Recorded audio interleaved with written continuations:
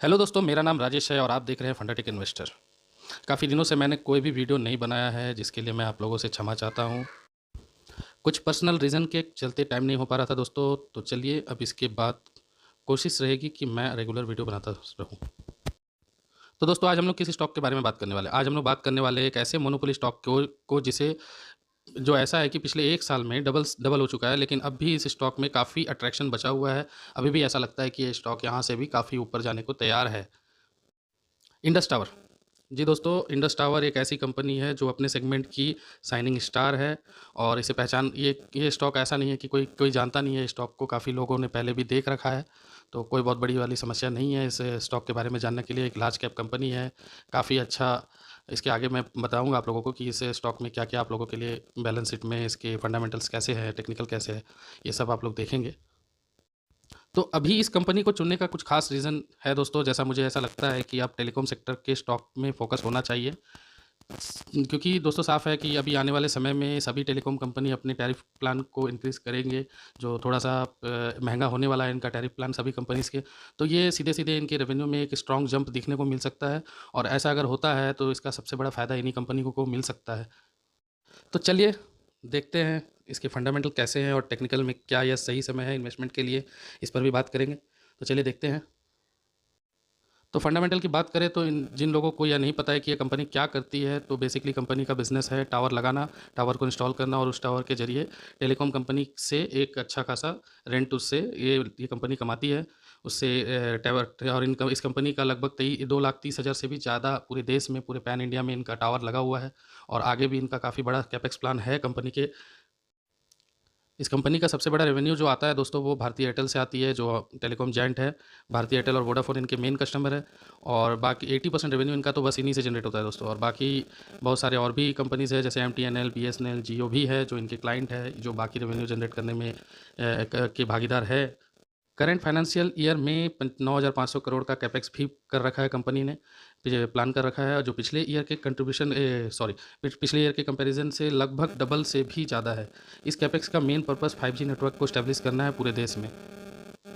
अब कंपनी क्या करती है और कौन क्लाइंट है और क्या क्या विज़न है इस कंपनी का आगे के फ्यूचर का, ये सब तो पता चल गया है। लेकिन क्या कंपनी के बैलेंस शीट में भी यही सब बातें दिख रही है, या फिर कंपनी के जो करंट जो दिख रहा है उससे विपरीत कहीं बैलेंस शीट में कोई प्रॉब्लम तो नहीं, कोई इसके फंडामेंटल प्रॉफिट लॉस स्टेटमेंट में कोई दिक्कत तो नहीं? चलिए देखते हैं वो भी एक एक करके।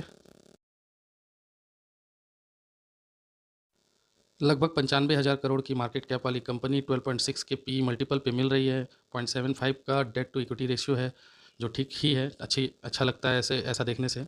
अपने सेक्टर में सबसे बड़ी और दिग्गज कंपनी है और काफ़ी करेक्टेड भी है।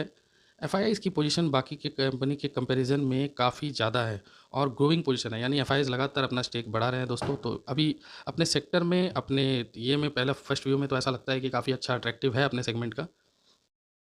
अब क्वार्टरली रिजल्ट की बात करें तो दोस्तों, क्वार्टरली कंपनी का बिजनेस कंटिन्यूस ग्रो कर रही है और एक अच्छे ऑपरेशनल मार्जिन के साथ। मतलब ऑपरेटिंग जो मार्जिन है इनका काफ़ी अच्छा है, इनका सेल्स से कंपैरिजन करें तो।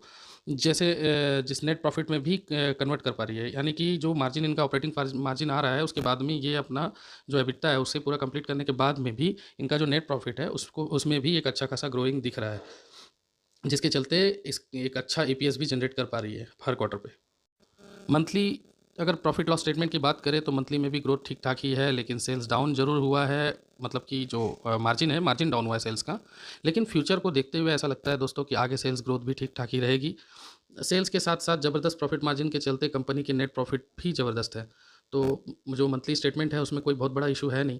थोड़ा मोड़ा जो दिख रहा है वो आगे चल के इनके कैपेक्स के चलते वो आपको अच्छा खासा इंप्रूवमेंट देखने को मिल सकता है। पिछले 1 साल में स्टॉक प्राइस डबल से डबल हो रखा है, जो आगे भी इसी तरह ग्रो कर सकता है दोस्तों।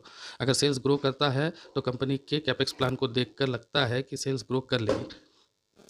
जहाँ तक की बात है बैलेंस शीट की, तो बैलेंस शीट काफ़ी अच्छी तरह से बैलेंस्ड है। जो भी बोरोइंग है उसमें ज़्यादातर लीज लाइबिलिटीज़ ही है। तो बेसिकली बैलेंस शीट अच्छा ही है। बैलेंस शीट में कुछ खास, मतलब कुछ ऐसा नहीं है कि जिसके चलते आप ये बोल दें कि नहीं बैलेंस शीट ठीक नहीं लग रहा है। कैश फ्लो भी पॉजिटिव ही है, तो कोई प्रॉब्लम वाली बात यहाँ भी नहीं है। अब सबसे इम्पॉर्टेंट बात जो मुझे, मेरे जैसे इन्वेस्टर को सबसे ज़्यादा अट्रैक्ट करती है, वो है इसके शेयर होल्डिंग पैटर्न की, जो आपको इन्वेस्टमेंट के लिए सबसे ज़्यादा कॉन्फिडेंस देता है। क्योंकि दोस्तों क्या है ना कि बहुत सारे समय में ऐसा होता है कि आप अपने आप से जो चीज़ नहीं देख पाते हैं, वो आप उस शेयर होल्डिंग पैटर्न में देखकर समझ सकते हैं। अगर बहुत सारे अच्छे-अच्छे इन्वेस्टर उसमें पहले से बैठे हुए हैं, तो यानी कि आप एक ऐसा तो नहीं है कि आप बेवकूफ़ बन रहे हैं, क्योंकि वो अगर आप बन रहे हैं, इसका मतलब है कि वो सभी पहले से बेवकूफ़ बनकर बैठे हैं। तो ऐसा नहीं हो सकता ना दोस्तों। इसलिए शेयर होल्डिंग पैटर्न बहुत इंपॉर्टेंट है। तो यहाँ आप साफ-साफ देख सकते हैं कि 50% से ज़्यादा होल्डिंग भारती एयरटेल के पास है। प्रमोटर को लेकर कोई भी शंका आपके मन में नहीं होना चाहिए, क्योंकि भारती एयरटेल जैसी दिग्गज कंपनी इस कंपनी की प्रमोटर ग्रुप में मेन पार्टी है। तो और दूसरी बात है कि एफआईआईज़ की जो होल्डिंग है लगभग 25% है, डीआईएस की होल्डिंग 17% होल्डिंग है, और डीआईएस में जितने भी बड़े म्यूचुअल फंड कंपनीज़ हैं, उन सबका होल्डिंग इसमें आप साफ-साफ देख सकते हैं। और रिटेलर तो सिर्फ नाम मात्र का है दोस्तों। तो यह कंपनी बेसिकली प्रमोटर एफआईआईज़, डीआईएस की कंपनी है, तो ऐसे कंपनी में आपके पोर्टफोलियो में होना ही चाहिए दोस्तों। तो क्या अब इसे अभी के अभी ले लेना सही रहेगा? तो इस सवाल का जवाब तो टेक्निकल चार्ट से ही मिलेगा। तो चलिए टेक्निकल भी देख लेते हैं।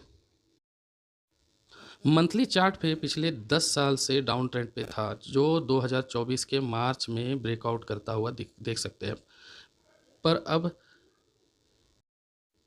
पर अब यह वापस से एक करेक्शन के मोड में है, और ये करेक्शन इसे कहाँ तक ले जा सकता है, इसका जवाब देखिए मंथली चार्ट पे आपको देख सकते हैं कि 280 से लेकर 320 के रेंज में एक स्ट्रॉन्ग सपोर्ट जोन है, जहाँ पे आने के बाद ये एक बार के लिए रिवर्सल ज़रूर दिखाएगा। तो मंथली चार्ट पे आप लोग क्लियरली ये इसे देख सकते हैं कि एक लंबा ट्रेंड लाइन था, उस ट्रेंड लाइन का ब्रेकआउट आया, और ब्रेकआउट आने के बाद में एक लंबा रैली भी दिया। लगभग 30% 35% का रैली देने के बाद एक करेक्शन मोड में है। अगेन ये 20% ऊपर से डाउन है, और वहाँ से डाउन होने के बाद में अब ये फिर वापस से उस रेंज में आ गया है, जहाँ पे एक स्ट्रॉन्ग सपोर्ट जोन मंथली पे भी है।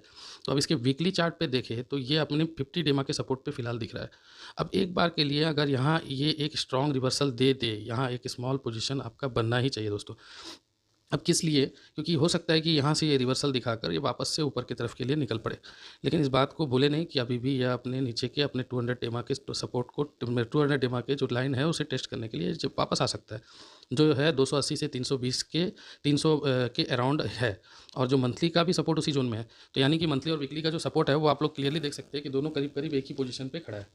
अब वनडे की बात करें तो वनडे में अब आप एक एक ए वनडे में ये दिख रहा है कि इसने अपनी 200 डिमा को आज तोड़ दिया, लेकिन अब यह उस एक रेंज में आ गया है जो इसे इस जगह कंसोलिडेशन करा सकता है, और इसके बाद एक मूव नीचे या ऊपर की तरफ दे सकता है। तो अगर ये ऊपर की तरफ गया तो वापस से अपने हाई को टेस्ट करने जाएगा, और अगर ये नीचे गया तो 280 के रेंज तक ये वापस से नीचे लो दिखा सकता है। तो एक नीचे की तरफ में 280 तक का रिस्क आपके लिए है, और ऊपर की तरफ तो खुला आसमान है दोस्तों, और फंडामेंटल काफ़ी अच्छा है। तो और जिस तरह से टेलीकॉम सेक्टर में एक आने वाले समय में एक जंप दिख सकता है, तो यहाँ एक ये कंपनी पे आपका एक पोजीशन ज़रूर होना चाहिए, आपके पोर्टफोलियो का एक बेहतरीन स्टॉक हो सकता है। तो मेरे हिसाब से तो मैंने आप लोगों को ये बता दिया। अब आप लोग भी समझदार ही है, अब समझिए, सोचिए क्या करना चाहिए, पोजीशन बनाना चाहिए या नहीं बनाना चाहिए। सभी चीज़ मैंने बता रखा है जो मुझे समझ में आया है।